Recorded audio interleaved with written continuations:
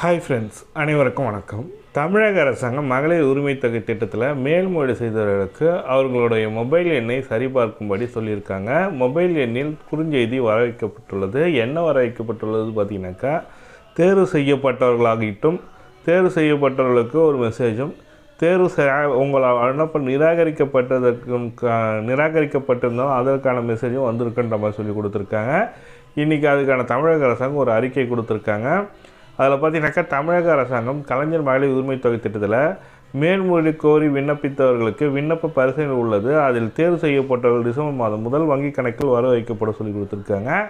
அதுவும் இல்லாமல் டிசம்பர் மாதத்தில் தேர்வு பரிசீலனை செய்தவர்களுக்கு மூன்றாவது கட்ட தவணையாக டிசம்பர் 23 தமிழக முதலமைச்சர் வழங்க போகிறாருன்ற மாதிரி சொல்லியிருக்காங்க.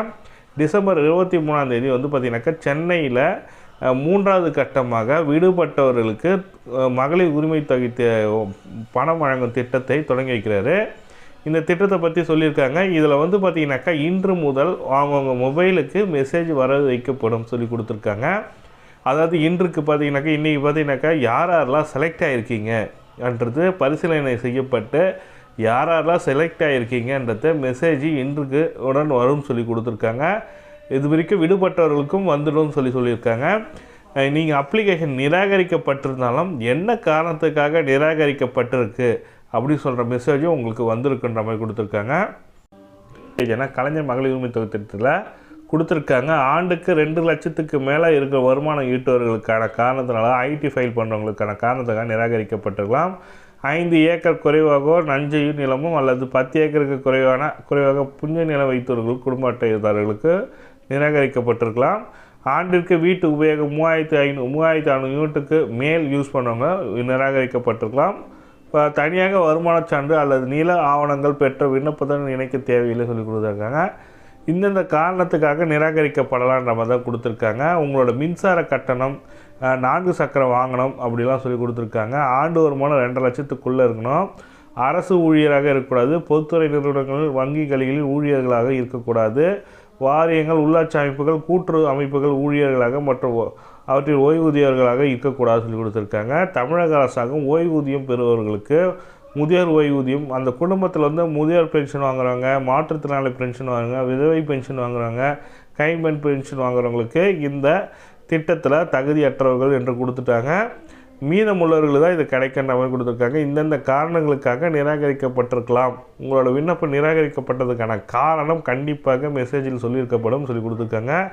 தேர்ந்தெடுக்கப்பட்ட பிரதிநிதிகள் பார்த்தீங்கன்னாக்கா, வார்டு உறுப்பினர்கள் தவிர மற்றவர்கள் வார்டு தலைவராகட்டும், ஊராட்சி மன்ற தலைவராகட்டும், கவுன்சிலர் ஆகட்டும், யாராக இருந்தாலும் நிராகரிக்கப்படுகிறாங்க. சொந்த பயன்பாட்டுக்காக கார், ஜீப்பு, 4 சக்கர வாகனங்கள் வைத்திருப்பவர்கள் கிடையாது. ஆண்டுக்கு 50 லட்சம் மேல் ஆண்டு விற்பனை ஆனுவல் இன்வெர்ட்டர் கிடையாது சொல்லி கொடுத்துருக்காங்க. எனவே தொடர் சமூக பாதுகாப்பு திட்டம், ஓய்வூதியம் அதெல்லாம் இதில் இருந்தீங்கன்னாக்கா கண்டிப்பாக கிடையாது சொல்லி கொடுத்துருக்கேன். மேற்கண்ட ஏதாவது ஒரு தகுதியின்மை வகைப்பட்டியலில் வரும் குடும்பத்தை சேர்ந்தவர்கள் கலைஞர் மகளிர் உரிமை திட்டத்தில் பயன்பெற தகுதி இல்லை சொல்லி கொடுத்துருக்காங்க. இதுதான் அவங்க கொடுத்துருக்க ஒரு முக்கியமான தகவல். இது பார்த்திங்கனாக்கா அவங்க அஃபிஷியல் வெப்சைட்லேயே அப்டேட் பண்ணியிருக்காங்க. வெப்சைட் லிங்க் டிஸ்கிரிப்ஷன் லிங்க்கில் கொடுக்குறேன். அதில் உங்களோட மெசேஜ் வரல சார், இது வரைக்கும் எனக்கு மெசேஜ் வரலன்னா நீங்கள் உங்களோட இசேவை மையத்துக்கோ அல்லது உங்களோட மொபைல் நம்பர் மூலமாக உங்களோட ஸ்டேட்டஸ் செக் பண்ணிக்கலாம். உள்நுழைக்கன்னு சொல்லிட்டு இருக்கோம். அதில் பார்த்தீங்கன்னாக்கா பொதுமக்கள் உள்நுழைப்புன்னு சொல்லிட்டு இருக்கோம்.